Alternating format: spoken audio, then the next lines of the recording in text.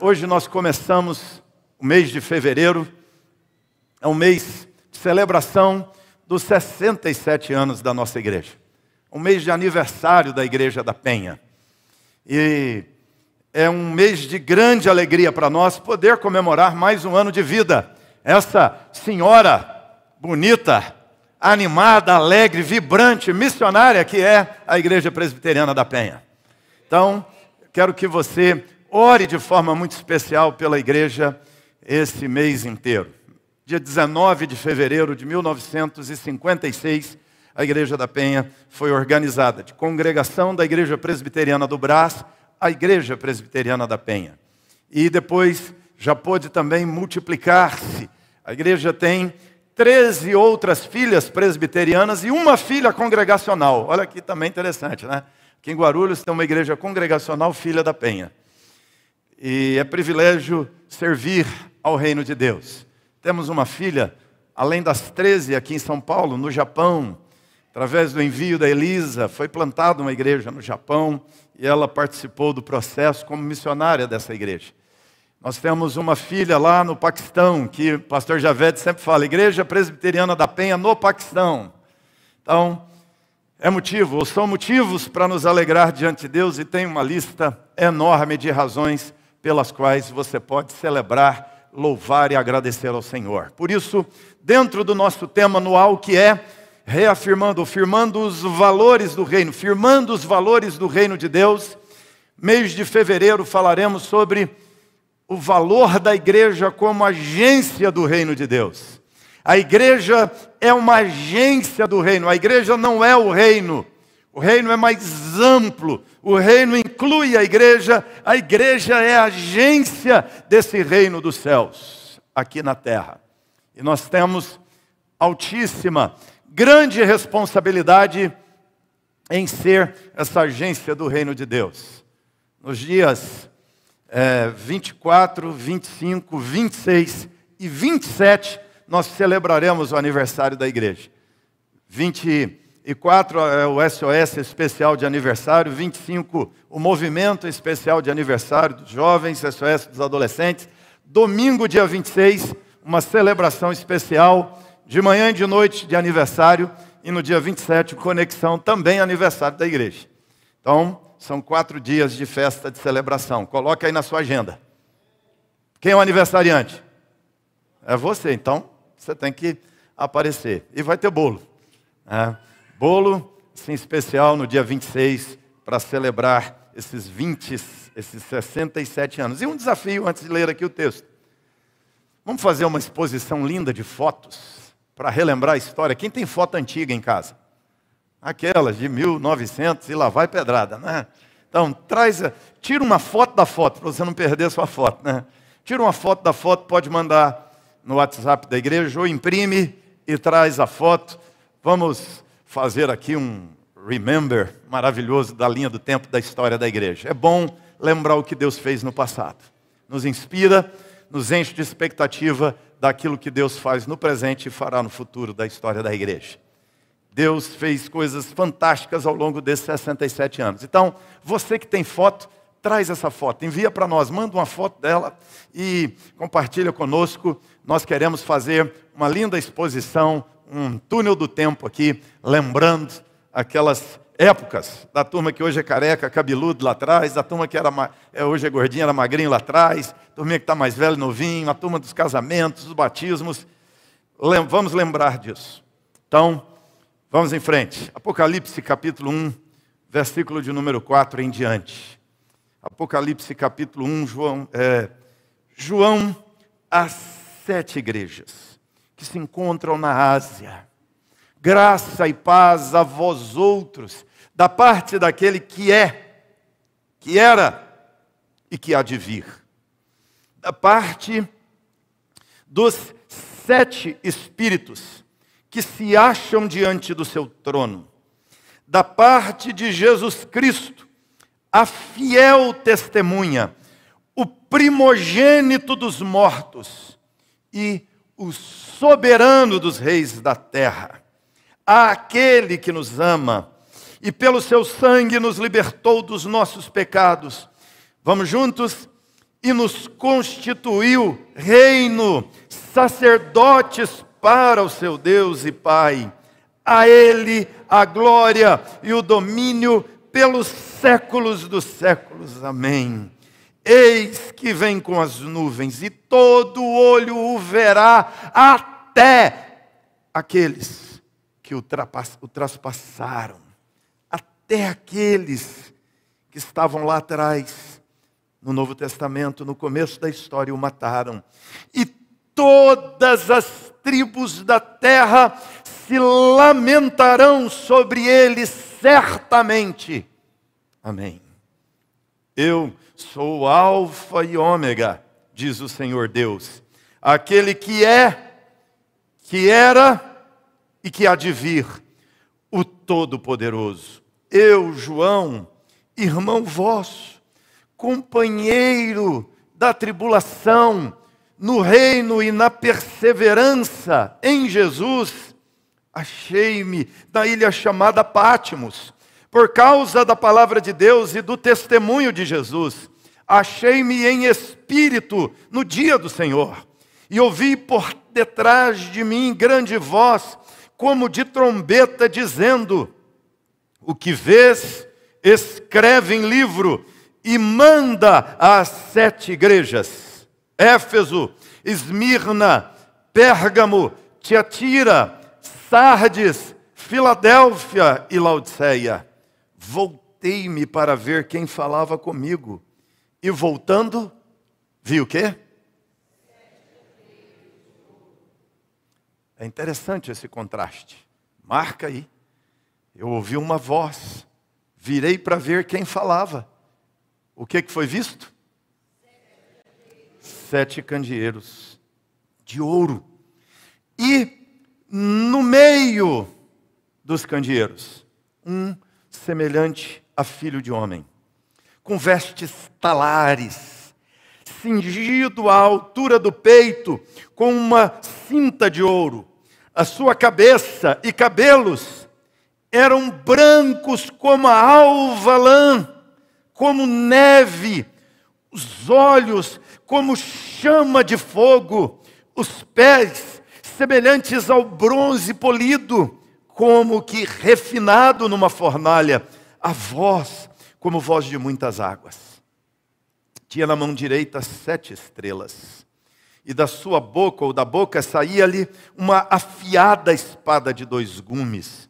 O seu rosto brilhava como o sol na sua força. Quando o vi, caí aos seus pés como morto. Porém, ele pôs a mão sobre mim, a mão direita sobre mim, dizendo: não temas, eu sou o primeiro e o último, e aquele que vive.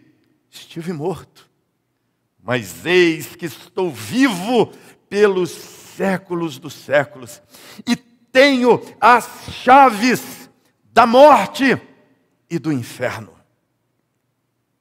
Escreve, pois, essas coisas que viste, e as que hão de ser, e as que são, e as que hão de ser, e acontecer depois destas. Quanto ao mistério das 7 estrelas, vamos ler juntos? Quanto ao mistério das 7 estrelas que viste na minha mão direita, e aos 7 candeeiros de ouro, as 7 estrelas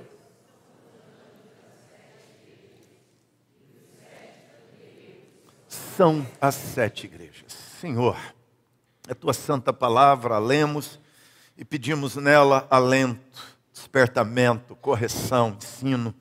Esperamos e pedimos nela, Deus, discernimento da verdade, e que a verdade do Senhor salte aos nossos olhos, e que a verdade nos nossos olhos desça ao nosso coração, e descendo ao coração permeie toda a nossa vida, influencie nosso pensamento, nosso comportamento, e ó Deus eterno, norteie nossa vida e determine a nossa fé.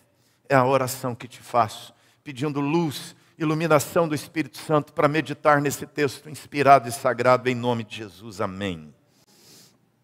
João, como ele mesmo diz aqui no texto, está na ilha de Pátimos, que era, naqueles dias, uma ilha penitenciária. Hoje é uma pequena ilha de pescadores. Mas naqueles dias do Império Romano, era uma ilha, meio que ilha penitenciária, era uma ilha de exílio.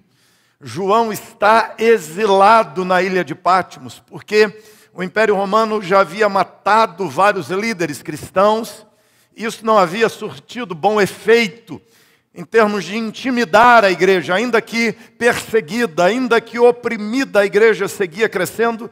Então parece que por causa do impacto negativo do martírio de João no meio da igreja, no contexto do Império Romano, ele decide não matar João, e sim exilar o João na ilha de Patmos. E ele ali no seu exílio, ele diz que recebe uma presença, uma visita do Senhor Jesus. João é o último apóstolo vivo. Nós estamos aqui por volta do ano 96. João havia estado com Jesus há mais de 60 anos atrás. A última vez que ele havia estado pessoalmente com Jesus. Já se passaram mais de 60 anos. E, mais uma vez, ele ouve uma voz por trás dele, e ele não reconhece que é a voz do Senhor Jesus. A visão que ele tem de Jesus agora é totalmente diferente. Ele havia visto Jesus morto, crucificado, havia visto Jesus até mesmo ressuscitado, comeu pão com Jesus ali à praia, esteve, ouviu as últimas palavras, viu Jesus subindo aos céus, mas agora João tem uma visão de Jesus maior do que aquela que ele teve quando estava com Jesus no Monte da Transfiguração.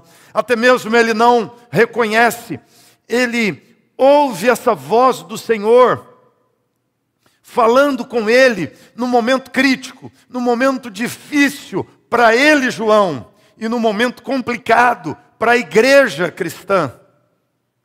É um momento crítico, é um momento de dura perseguição, é um momento de tragédia. Tanto há um cenário político, geopolítico complicado dentro do Império Romano, fora do Império Romano, como há um momento de crescente pressão do Império Romano que decidiu, que entendeu que a igreja é uma ameaça à paz, que a igreja é uma ameaça à ordem dentro do império, que a igreja é uma inimiga da fé romana, porque a fé romana é pagã, e a fé cristã é uma fé teísta, é uma fé teocêntrica, é uma fé que diz que Jesus é o Senhor, e não César é o Senhor, que diz que só há um Deus, e o Império Romano tem como religião do Estado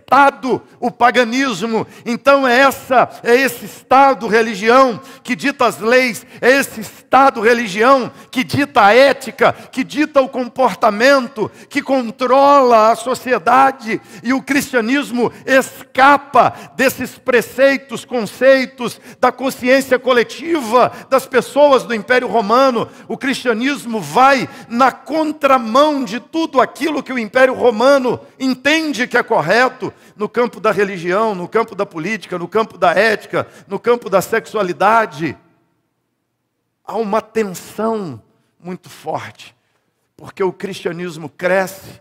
Nós temos alguns documentos desse período do Império Romano, e você vê muitos governantes reclamando e denunciando os cristãos, porque por causa do cristianismo, templos pagãos eram fechados. E você tem um movimento de tentar ressuscitar as religiões pagãs. Você tem reclamação de que os cristãos incomodavam, denunciando certos comportamentos sexuais dos cidadãos romanos. Você vai percebendo que há um certo paralelo daquele contexto lá com o contexto nosso aqui. Só que lá era o Império Romano que fazia pressão. Hoje é mais do que um império romano. Hoje é o espírito do século, que empurra a humanidade numa direção. E o cristianismo tem que viver na contramão da direção para a qual o espírito da potestade do ar, o espírito do século, empurra a humanidade. E nós vivemos, irmãos, uma época de um reavivamento do paganismo. Há um reavivamento do paganismo. Até adorador de Baal nós temos no nosso contexto. E acredite, o culto a Baal está sendo ressuscitado no mundo. Não só no Brasil. Até no Brasil. Tem site, tem códigos, tem a visão, a missão do culto a Baal sendo ressuscitado pelo mundo afora. Há um despertamento, há uma força empurrando para o paganismo. Então, a igreja lutava com isso, ela está levantando-se, empurrando a sociedade numa direção, mas há um paganismo que não quer que resiste, e ele se levanta contra a igreja, e ele ameaça a igreja, e João está exilado em Pátimos por causa disso. E é nessa hora que João, na ilha de Pátimos, ele diz que ele se encontra em espírito no dia do Senhor. A saudação de João é fantástica, porque a saudação de João já aponta para a Trindade. Ele diz, João, há 7 igrejas que se encontram na Ásia. Ele diz, graça e paz da parte daquele que é, que era, que há de vir, da parte dos 7 Espíritos, da parte de Jesus Cristo, a fiel testemunha, o primogênito dos mortos, o soberano dos reis da terra. Ou seja, ele diz que a saudação dele é da parte de Deus Pai, Deus Filho, Deus Espírito Santo. 7 Espíritos quer dizer o Espírito pleno, o Espírito perfeito, o Espírito completo, o Espírito Santo. E fazendo sua saudação, ele aqui diz que esse Senhor nos ama, esse Deus Todo-Poderoso, esse Deus Soberano Trino nos ama e com o seu sangue nos libertou dos nossos pecados. Por isso, rememoramos na ceia do Senhor, Ele nos perdoou, Ele nos sustenta na caminhada, Ele nos fez crentes, e Ele nos constituiu então reino e sacerdotes, para o seu Deus e Pai. Então, o que nós somos de Deus hoje? O que você é? Reino e sacerdote. Você é um sacerdote de Deus, e é um sacerdócio real. Sacerdócio, realeza. O crente tem uma função de reinado e sacerdócio em nome do Senhor. João, então, na saudação, ele diz que Deus saúda dizendo que vem com as nuvens. Todo olho verá, toda a humanidade verá, os povos, as tribos que não crerem, se lamentarão sobre ele quando ele voltar. Mas ele então passa a descrever a visão que ele teve. Ele diz que ele estava em espírito, ele estava em oração, e aqui dia do Senhor é o domingo, que é o dia do descanso, o dia do repouso do cristão, o dia da adoração, o dia sagrado. Ele diz que está em espírito, está em oração nesse dia, e ele ouve essa voz por trás dele. E eu queria ressaltar esse destaque. Ele ouve a voz dizendo, João, o que você vê, escreve. Ele vira para ver quem falava com ele. Ele não reconhece a voz de Jesus. Quando ele vê Jesus de uma forma diferente. Ele vê o Senhor com os cabelos brancos. Isso aponta para a sua eternidade. Ele o vê com um manto, ele o vê com uma roupa real, não a roupa típica daqueles que andavam ali na Palestina, como ele andou naqueles dias. Ele tem vestes talares, são vestes reais, amarrado aqui com um cinto à altura do peito, uma cinta de ouro, olhos como de fogo, pés como bronze, uma bota como se fosse de bronze. Essa bota de bronze aponta para juízo, aquele que pisa e destrói o que é contra ele, e uma boca que fala, uma língua que é como uma espada que corta, palavras certeiras. Ou seja, a visão que ele tem de Jesus é Cristo no seu estado de glória, não no seu estado mais de humilhação e encarnação. Mas olha essa cena que interessante. João escuta a voz de Jesus. Quando João vira para falar e vê quem fala, o que é que ele vê? 7 candeeiros. ele não vê primeiro Jesus. Primeiro ele vê os candeeiros. E aí ele diz que no meio dos candeeiros, ele vê Jesus. É semelhante, é igual a um filho do homem, mas glorificado. Uma forma existencial diferente. Agora numa forma que transcende o tempo, o espaço, numa forma glorificada. Mas eu queria destacar e chamar a sua atenção para esse fato. Ele, antes de ver Jesus, ele vê a igreja. E quando ele vê Jesus no meio dos candeeiros. E ele mesmo explica que os 7 candeeiros são as 7 igrejas. Na Ásia, naquele tempo, havia mais do que 7 igrejas. Não havia só 7. Você tem aqui, nessa lista de igrejas, ele apresenta Éfeso, Esmirna, Pérgamo, Tiatira, Sardes, Filadélfia, Laodiceia. Mas você tem outras igrejas mais na Ásia. Aqui, na verdade, o que o Senhor faz é tomar uma parte pelo todo. E quando ele toma a parte de 7, significa o todo. Então, eu gosto sempre de lembrar, quando ele escreve 7 cartas às 7 igrejas, ele está escrevendo para a igreja toda, em todos os lugares, em todas as épocas. Então, o que ele escreve é para nós no século 21.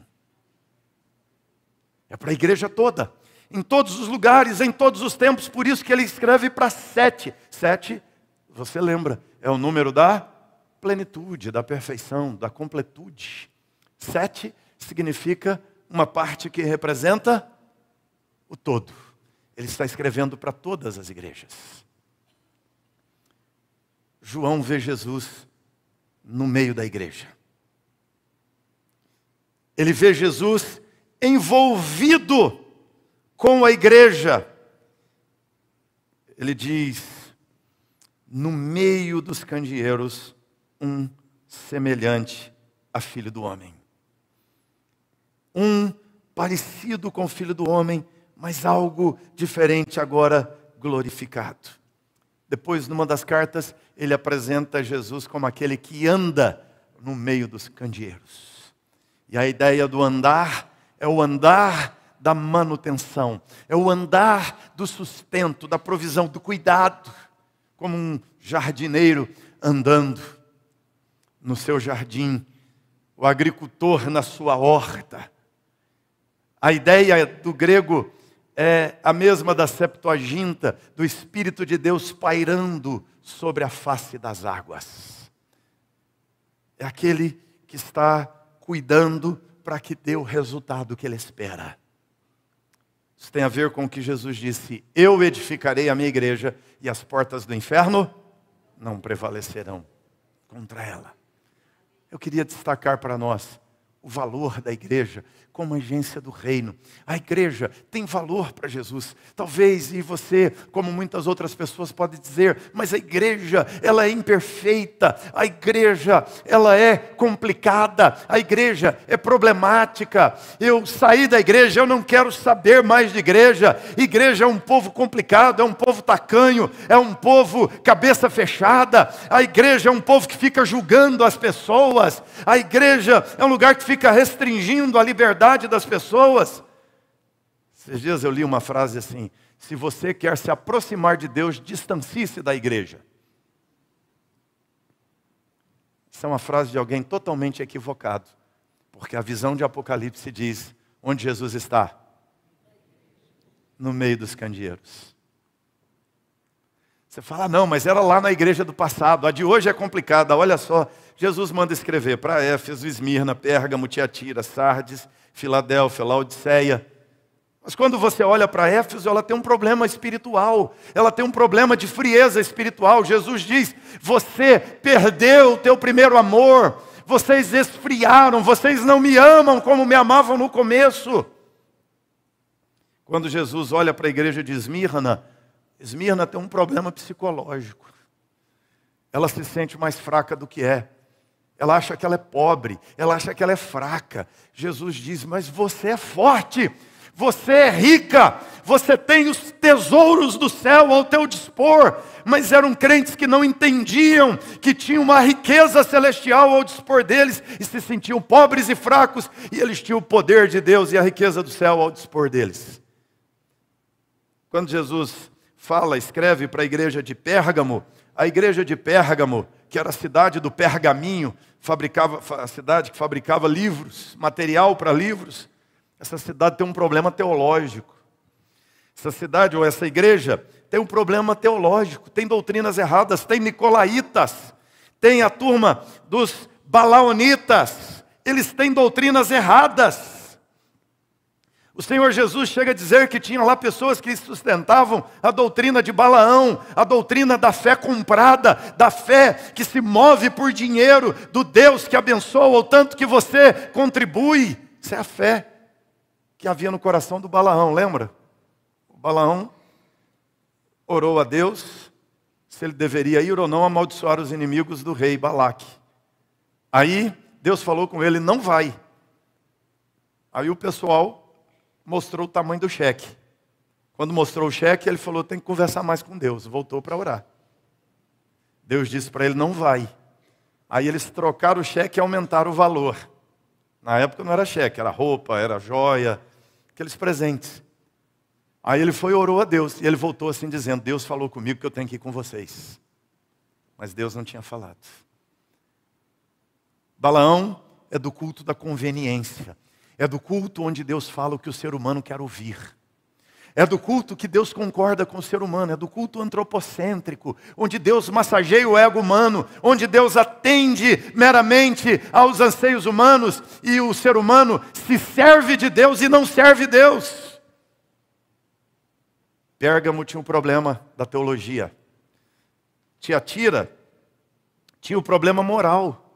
Tinha lá, olha o que Jesus disse, tinha lá uma profetisa na igreja, e Jesus chama a profetisa de Jezabel, que ensinava o povo de Deus a praticar imoralidade, dizendo que não é pecado, dizendo que não é errado. É como nos dias de hoje, tem um time de crentes, tem linhas de igrejas, que não tem nada errado, tudo é certo, cada um faz o que quer, e no final, Deus vai abençoar e salvar todo mundo. Jesus chama isso de doutrina de Jezabel.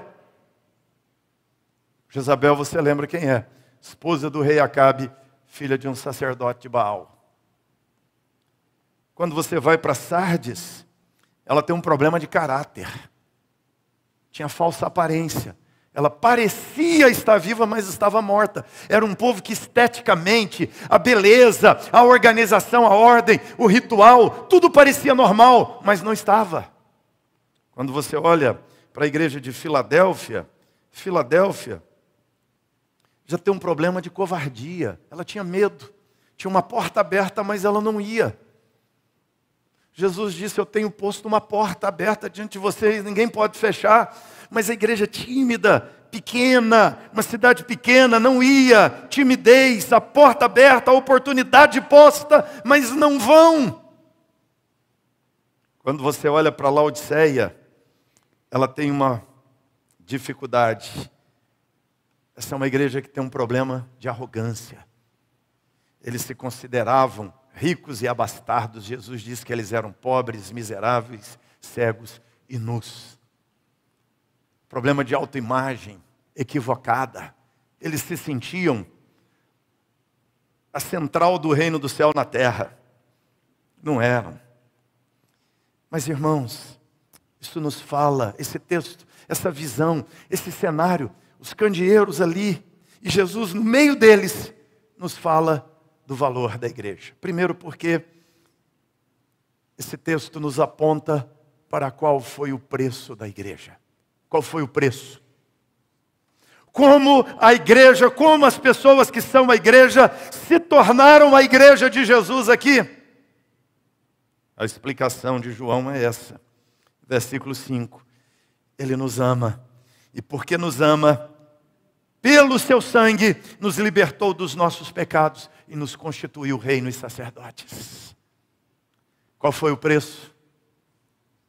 Qual foi o preço, gente? O sangue.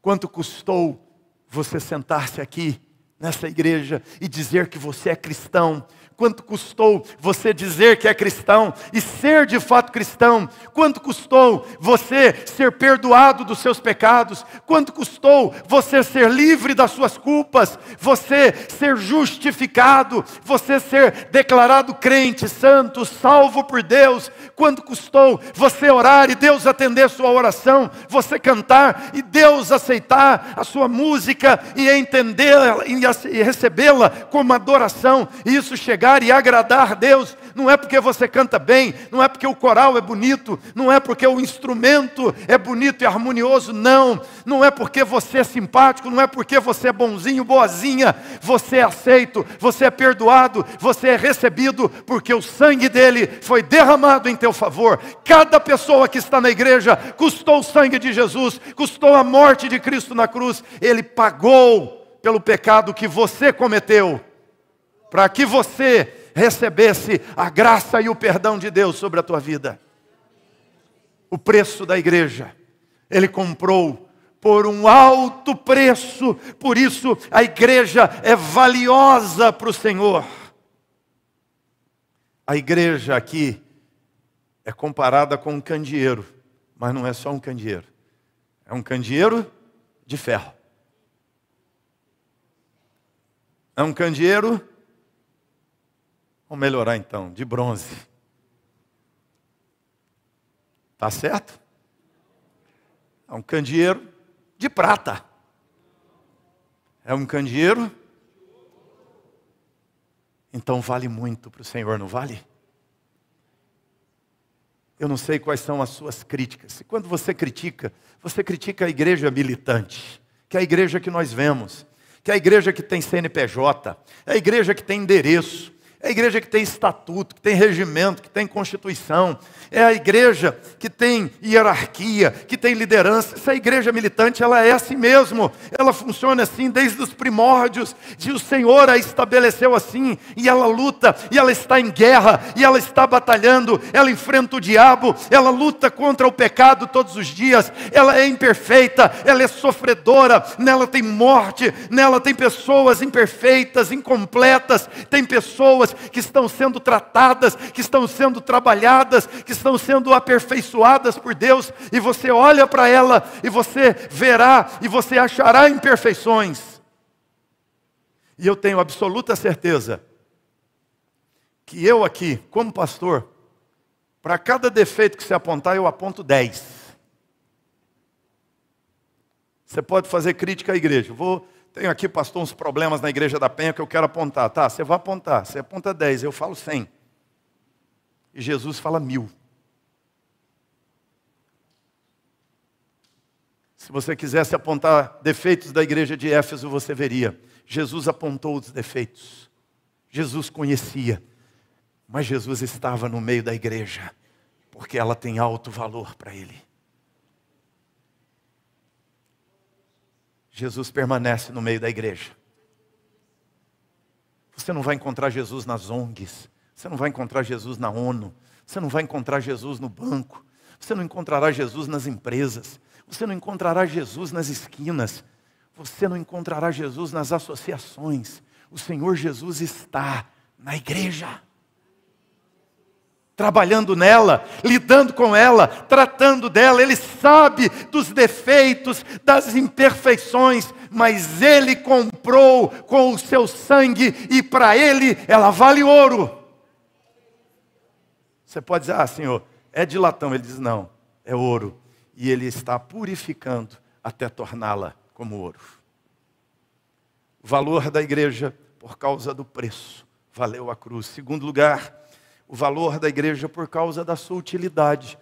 Podia ser qualquer outro objeto, mas é um candeeiro de ouro que Jesus escolhe para ilustrar a igreja. O que é um candeeiro, gente? O que é candeeiro? Todo mundo sabe? Aquele castiçal que representa, ou que aponta para o castiçal do templo. No templo, você tinha um corredor de 5 castiçais de cada lado, 10 castiçais. Cada castiçal com 7 hastes, com um cilindro na ponta. Então eram 7 tochas 10 candelabros formando 70 tochas. E essas candeias, esses candelabros do templo de Jerusalém, apontavam para a igreja do Senhor Jesus no Novo Testamento. E agora Jesus apresenta para João, o judeu que acostumou, cresceu indo ao templo, vendo os castiçais. Agora Jesus mostra para ele os castiçais e Jesus está no meio. Ou seja, Jesus está dizendo, o meu templo não é o de Jerusalém, não é o construído por Salomão. O meu templo, o meu corredor é esse que eu mesmo estou edificando. É o meu povo, são os meus crentes, são os meus salvos, é a reunião, são as organizações daqueles que são crentes em mim. Eu estou aqui comprometido com eles. Eles são o meu candeeiro, eles são a minha luz para iluminar o mundo em trevas. A utilidade da igreja, ela é um candeeiro. Lembra?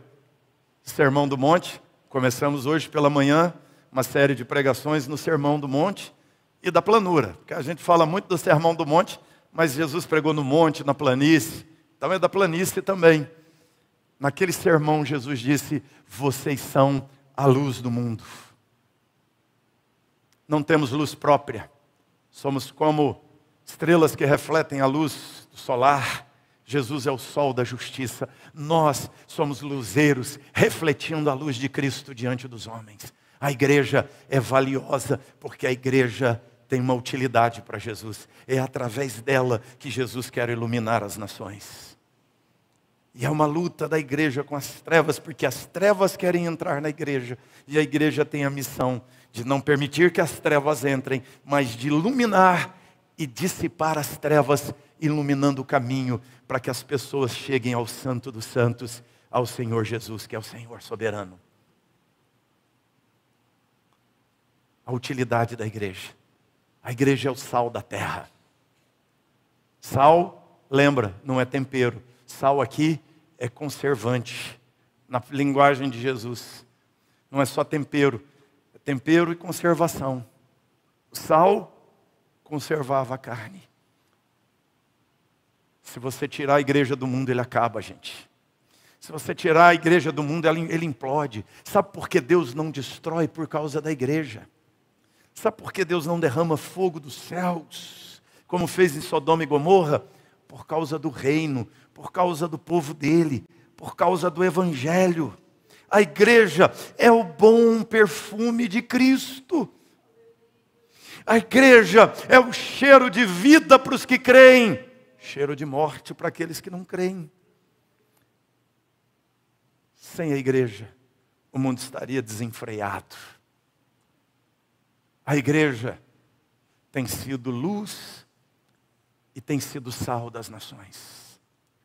E quanto mais o evangelho se espalha, mais a luz e o sal são levados às nações.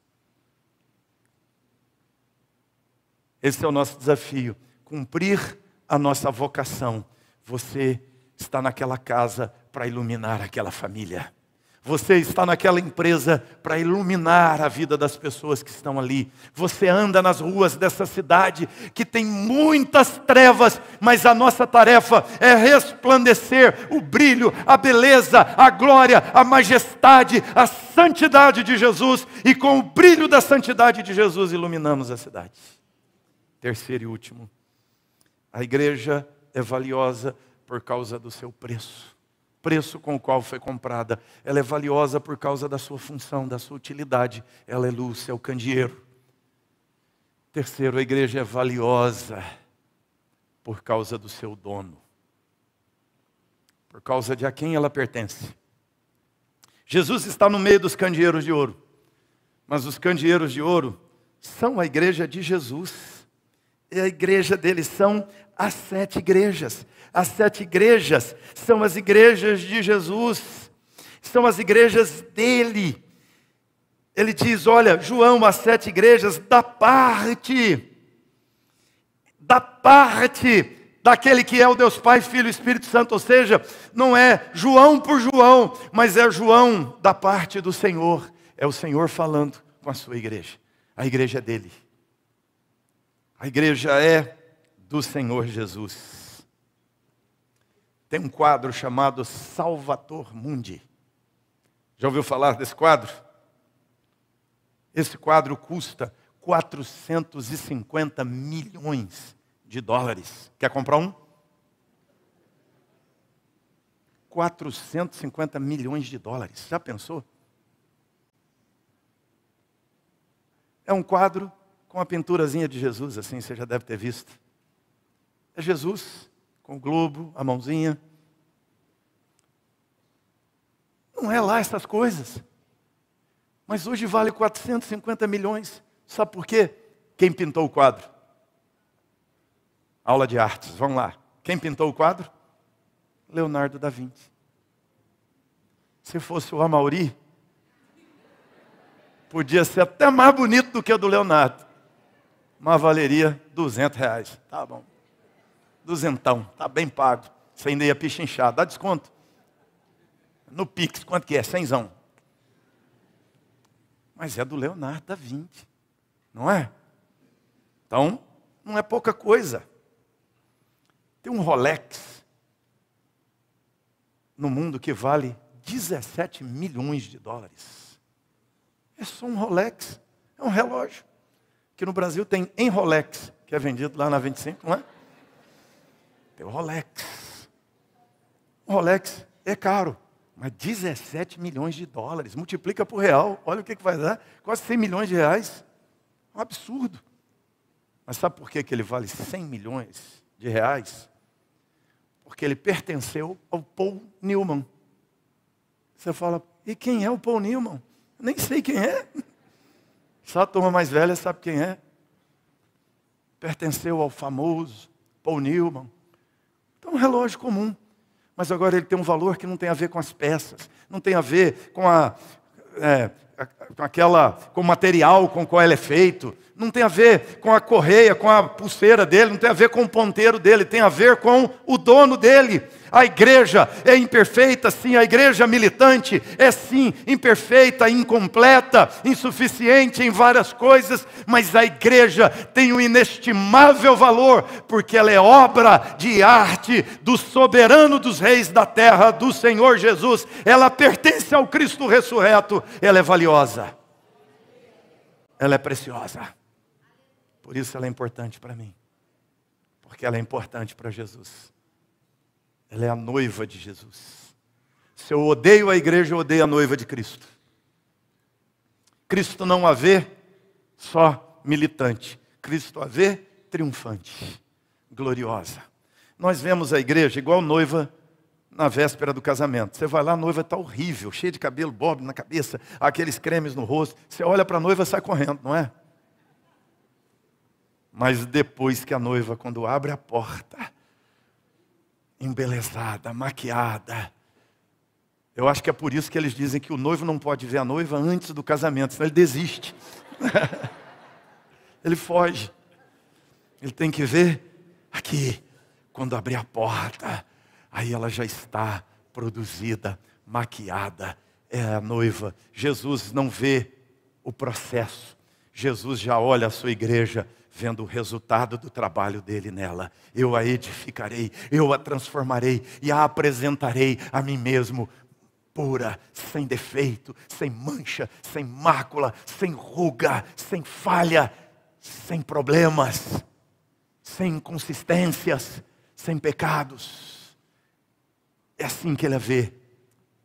E ela é dele. E se é de Jesus, é valiosa. É valiosa por causa do seu Senhor, por causa do seu dono, por causa de a quem ela pertence. É uma obra do Senhor Jesus. Jesus disse, eu edificarei a minha igreja. O valor da igreja como agência do reino do céu na terra. O Senhor Jesus quis ser representado assim. O Senhor Jesus quis ser visto assim por João. João, a igreja lá, Éfeso, Sardes, Esmirna, Tiatira, Filadélfia, são sim problemáticas, imperfeitas, são instituições humanas, limitadas, mas eu estou no meio dos candeeiros. E os candeeiros são responsabilidade minha. Eu edificarei e vai dar certo. A igreja chegará no final, a igreja triunfará no final. Seja a igreja, permaneça na igreja, valorize a igreja, sirva a Deus na igreja, invista na igreja, contribua com a igreja, seja a igreja do Senhor, seja reino e sacerdote do Senhor, porque você será a noiva gloriosa, triunfante, marchando ao encontro do noivo no dia glorioso. E você como igreja será abraçado e se deleitará com Jesus eternamente. Louvado seja Deus. Fica em pé e faz uma oração dizendo: Senhor, eu agradeço, porque eu vim aqui a esse culto hoje. E aqui eu comi e bebi, reafirmando que eu pertenço ao Senhor, que eu fui perdoado, que eu sou sustentado pelo Senhor. Eu fui perdoado, transformado, eu converti, eu nasci de novo. Eu fui regenerado, eu me tornei noiva, eu me tornei igreja, eu me tornei teu povo, eu me tornei sacerdócio. Mas eu te louvo, porque isso custou o sangue de Jesus naquela cruz, porque foi pela redenção, foi pela morte que Ele me redimiu. Eu entendo o alto valor. Para de depreciar a si mesmo. Você tem um alto valor para Cristo. Você custou o sangue de Jesus. Você é a igreja, para de depreciar a igreja. A igreja é preciosa e valiosa para Cristo Jesus. Ore ao Senhor e agradeça, porque você tem o alto privilégio de ser igreja do Senhor Jesus.